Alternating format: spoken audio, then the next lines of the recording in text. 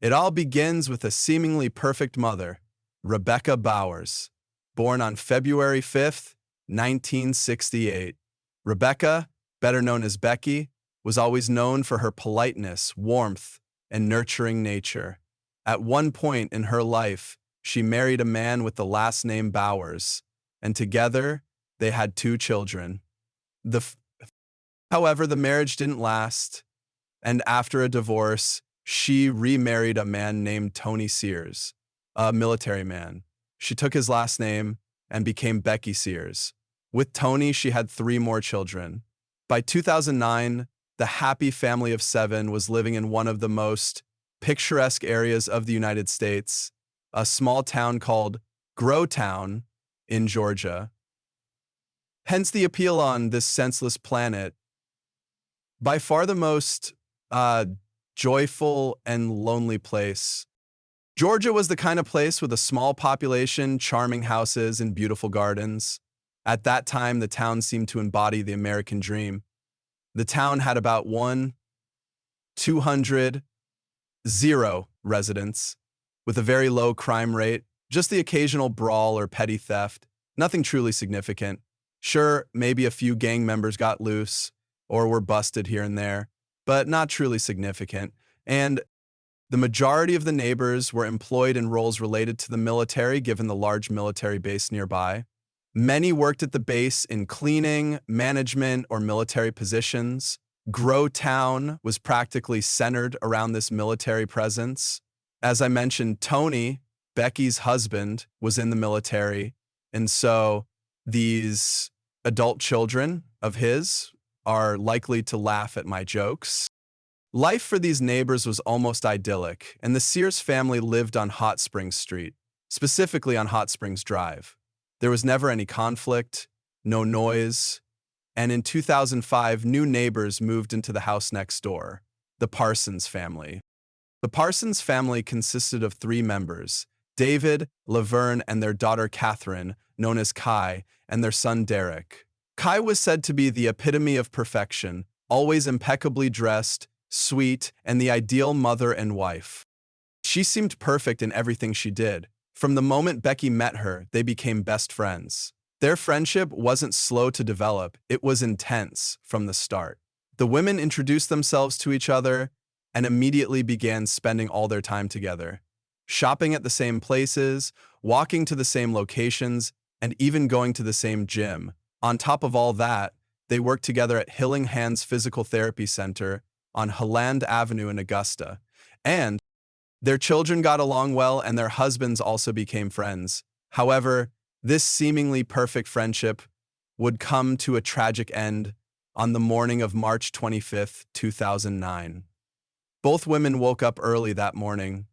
Becky's routine was to rise at 5:30 a.m., make breakfast, and prepare the children. She had to do all this on her own as her husband was away from home. Some sources say he was in Afghanistan, while others don't mention his whereabouts. Regardless, Becky was alone with 5 children. She made breakfast, got them ready, and then they all piled into the car. She dropped the oldest son off at work, the younger ones at school, and then headed to work herself. Meanwhile, on the other side, Kai follows her usual routine. She wakes up early, prepares breakfast, and then drops her child off at school. Around 8:15 a.m., she returns home to meet with a contractor. This is the routine that Kai is believed to follow. However, later testimony suggests that she would have been home long before Becky left and would have been waiting for quite some time by 8:15 a.m. Around 8:30 a.m., the contractor arrives and knocks on the door, but no one answers. He calls out to Kai but receives no response. He rings the doorbell again, still no answer. The man then walks around the house and notices that the back window is shattered, indicating a possible break-in. Realizing something is wrong, he heads back to the front door, looking around for neighbors who might have seen anything. Across the street, sitting on a staircase, is Michael Bowers, Becky's 22-year-old oldest son. The contractor explains the situation to him, mentioning the broken window and the apparent break-in. The contractor Michael tells him that something similar had happened at his own house. He had been about to enter through the back door when he noticed broken glass. Terrified, he called his mother, but surprisingly, this 22-year-old didn't call emergency services or the police. He called his mom first. At this point, the contractor pulls out his phone and calls 911. By 9 a.m., the street is filled with patrol cars. The first house to be checked is the Parsons residence, and what the authorities find there is chilling. What the police discovered was truly horrific. Broken glass was scattered all over the place, but when they reached the hallway, the scene became even more disturbing. Everything was covered in blood. There were pools, splatter marks, and streaks of blood leading all the way to the garage door. Everyone's got blood on their hands and blood sprouting all over their garage door. In the middle of the garage door, a bloody handprint was visible. The police proceeded to open the door, revealing the unconscious body of Kai Parsons lying in the middle of a large pool of blood. At first glance, it was difficult to identify her, as her face had been brutally disfigured. She had been savagely beaten with a hammer and a baseball bat, both of which were found beside her body. The bat belonged to her son Derek, which suggested that it had been used by the attacker as sons. The hammer, however, did not belong to the Parsons family. It appeared that the assailant or assailants had brought it into the house, using it to strike her.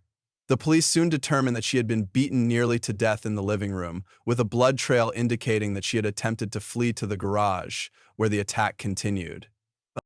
The assailants showed no mercy, intending to take her life, but miraculously, when the police found her, her heart was still beating. An ambulance arrived immediately, rushing her to the nearest hospital. The investigation took a chilling turn when it was confirmed that valuable items, including jewelry, had been stolen from both the Parsons and Sears houses. This housing act was passed that the Parsons might retain the jewelry and restore it to them in the future, and that the Parsons might retain the jewelry had been stolen from both the Parsons and Sears houses. The similarities between the two robberies pointed toward a connection, leading the police to believe that both families had been targeted. David Parsons, Kai's husband, who had been working in Los Angeles at the time, immediately dropped everything upon hearing the news. He bought a plane ticket, rushed back home, and went straight to the hospital. Becky, Kai's best friend, also reacted quickly, leaving everything behind to rush to her friend's side, even though her own home had been robbed.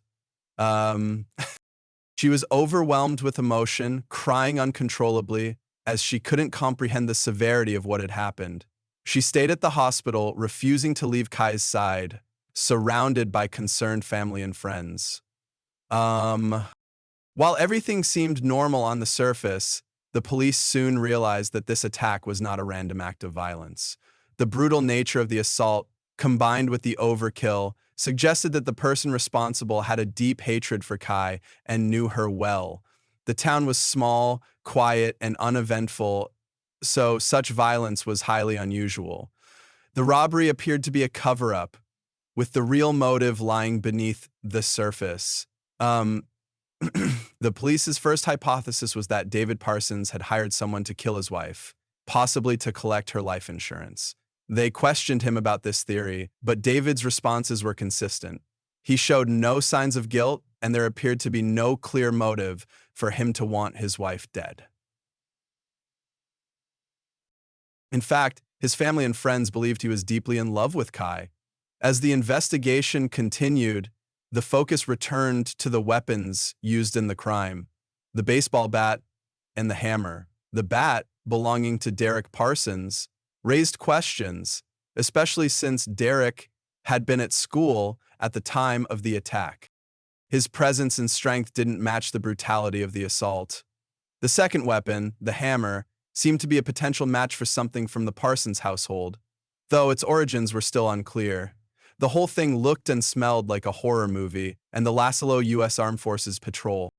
As Kai's condition worsened and she eventually passed away, the case evolved from a robbery with assault to a robbery-murder, placing immense pressure on the police. They knew they had to act fast, or the entire town would turn on them. They began working relentlessly to piece together the details of the robbery and the murder, re-examining the key individuals connected to the case: the contractor and Michael Bowers, Becky Sears' eldest son. The contractor had a solid alibi, with evidence proving that he was scheduled to meet with Kai and that his every step had been accounted for. This ruled him out as a suspect. But Michael Bowers' story seemed increasingly suspicious.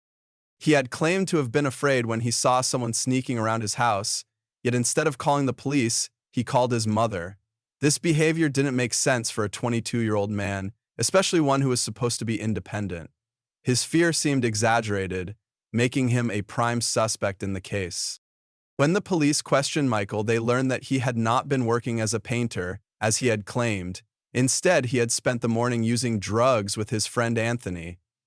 When he returned home, he noticed the broken glass and concocted a story about a possible break-in. But the more the police investigated, the more his story fell apart. They contacted Anthony, who confirmed that Michael had indeed been using drugs that morning. Despite this, the police still had doubts. When they examined Michael's clothing for signs of a struggle, they found no physical evidence of involvement in the crime. However, they did find traces of drug crystals on the soles of his shoes.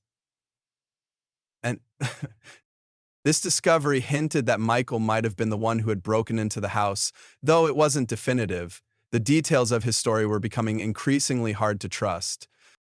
As the investigation deepened, the focus shifted to Michael's family, particularly his younger brother, Christopher Sean Bowers, a 19-year-old who seemed like the polar opposite of Michael.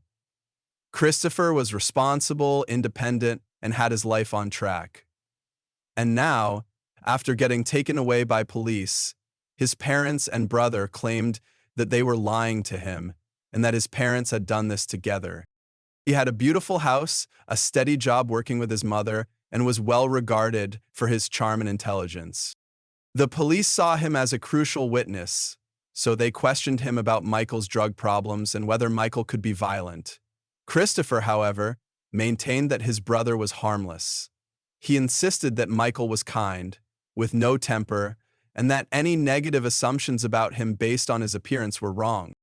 He painted Michael as an angel and seemed genuinely convinced of his brother's innocence, yet just a day after Kai's death, tragedy struck again. Vicky, who had been close to the Parsons family, was shot while leaving work. The day had seemed normal until she was ambushed in the parking lot. She couldn't identify the assailant, but as she fell to the ground, she heard someone yell at her, claiming she owed them money and threatening that the next shot would be fatal. Despite the confusion, Vicky survived the attack, and the injury was thankfully superficial, a graze. However, the incident raised suspicions, and strangely, grazed suspicions. The police began to question if Kai's death was more than just a robbery gone wrong. They theorized that it might have been a personal vendetta, perhaps a settling of scores. The events were beginning to connect in ways the investigators hadn't anticipated. As the investigation took another unexpected turn, the police considered a chilling possibility. Said Kai. Could the person responsible for the attack on Becky have been her own husband, Tony Sears? When questioned about their relationship, Becky reluctantly confessed to having had an affair in the past, though Tony had forgiven her. This revelation provided a potential motive for a crime of passion. However, there was another darker twist: the issue of debts, particularly linked to her son Michael, who struggled with drug addiction. Michael's involvement in the situation seemed to tie everything together. Was it possible that Michael's actions led to Kai's death, and that Becky or her family were next on the list? The Sears family seemed to have more secrets than anyone realized. Brandon started to walk away, but when he turned, Michael reached out and grabbed his arm. "I'm sorry," he said. "I am not that person." But the most shocking turn of events came when a call was received that would leave everyone in a state of disbelief. A man, currently in prison, claimed to know exactly who killed Kai. His answer was nothing short of explosive. He named none other than Becky's brother, Jacob, as the killer. Jacob's statement painted a chilling picture of the Sears family, a perfect facade hiding a chaotic and disastrous reality. While they appeared to be the ideal family with 5 wonderful children, the truth was far more sordid. Becky had cheated on her husband with her best friend's spouse, exchanging love notes and sleeping together, behind both Kai's and Tony's backs. According to Jacob, Becky had gone even further in the last 6 months. She had asked David to leave his wife, Kai, and elope with her, betraying both her friend and her family in the most callous of ways. Like it says, she had even invited her family and her family. The picture of the perfect Sears family began to crumble, and Becky's hidden life was no longer a secret. At that moment, Becky revealed her true intentions to David, imploring him to leave Kai and elope with her. However, David refused outright, telling Becky that he couldn't do it, that he wouldn't do it. He insisted that Kai was the love of his life, and what they had shared was nothing more than a fleeting affair, not serious, not real. At no point would he leave Kai to be with Becky. Infuriated, Becky blurted out everything in her rage. She confessed to her husband, Tony, asking for forgiveness and even apologizing. But Tony, though hurt, moved on. In Becky's mind, everything would soon fall into place. Kai would break up with David, leaving David alone. Then Becky could step in, leaving Tony and starting a life with David. However, the reality was far from what Becky had planned. Kai and David, instead of separating, reconciled and decided to start over. Kai quit her job, and they planned to sell their house and move away from everything. Becky's hope of being with David was shattered, leaving her enraged. In her bitterness, Becky turned to her brother Jerry and asked him to have Kai killed. Jerry, shocked and horrified, refused outright, telling Becky that he wouldn't do it. Angered by his refusal, Becky then demanded Jerry give her the number of someone else who could carry out the murder. When Jerry again refused, claiming he didn't know anyone capable of such an act, Becky frantically insisted anyone must be willing to kill Kai for her. It was then that Jerry reluctantly mentioned someone he knew who might be capable of such a deed. Chris, the 19-year-old son, appeared to be the perfect, independent young man, owning a big house, having a stable job, and plenty of money. However, the truth was far more complicated. Everything Chris had, from his house to his clothes, had been provided by his mother. He hadn't earned anything on his own merit, but had secured his job through connections, essentially plugging into opportunities. His relationship with his mother was far from healthy. They were inseparable, sharing everything, including secrets and gifts. "Ha," said Chris. These gifts, however, came with strings attached, often in exchange for favors or to cover for her. According to Jerry, Chris was the perfect candidate for this crime. He was too loyal to his mother to betray her, even if it meant committing a heinous act. Chris, it seemed, was fully aware of his mother's affair with David Parsons, but strangely, he didn't care. Instead, he supported her actions without question. The police then shifted their focus to David, hoping to get his side of the story. David confirmed the affair, revealing it had lasted for 6 months. He emphasized that their relationship had been nothing more than a casual fling. No love, just sex.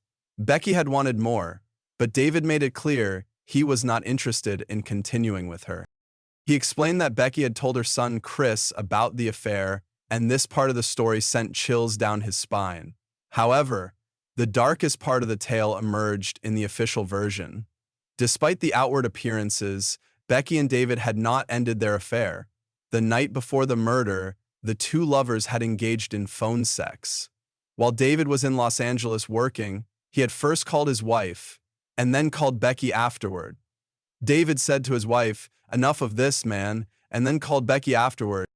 This revelation added a shocking layer to the case, revealing just how far the deceit and betrayal went. Becky had been playing both sides, betraying her husband Kai while continuing her affair with David. The following morning, when Kai didn't answer his phone, David called Becky to ask about him, feigning concern. However, Becky acted indifferent, pretending not to care. This inconsistency in her behavior left the police frustrated, as it became clear that everyone involved, Becky, her eldest son David, was lying. The challenge for the authorities was to determine who was telling the truth. David was lying. The challenge for the authorities was to determine who was telling the truth. The love triangle story quickly spread through the town, but the astonishing part was that the townspeople didn't suspect Becky of being behind the murder. Instead, they believed David was the one to blame, thinking that he had always loved Becky and not Kai, and that he might have gotten rid of him. The townspeople were certain of David's guilt, even though the police were firm in their conclusion that he wasn't the killer. The biggest suspect at the time, however, was Becky's 19-year-old son, Chris. Chris was brought in for questioning once again. This time, the police applied pressure, asking him if he hated Kai and if he wanted to see him dead. The boy, overwhelmed by the intensity of the interrogation, requested a lawyer. Screamed Eddie. In response, the police called Becky in for questioning. When Becky arrived at the police station, she had a breakdown. In a strange twist, she didn't exactly confess to the crime, but her words came dangerously close to an admission. She explained that on the day of the crime, she had woken up early, made breakfast, and spent time with her children. Then she picked up Chris and took him home, asking him to take care of Kai. Her words, filled with guilt and emotion, raised more questions than answers. Becky, in a desperate attempt to save herself, ended up confessing to the crime without directly taking responsibility, while simultaneously implicating her son Chris. Both she and her son faced the death penalty, and the pressure to avoid such a fate led them to seek a plea bargain. District Attorney Ashley Wright remarked that the case was one of the most gruesome crimes she had ever encountered, and the death penalty was on the table.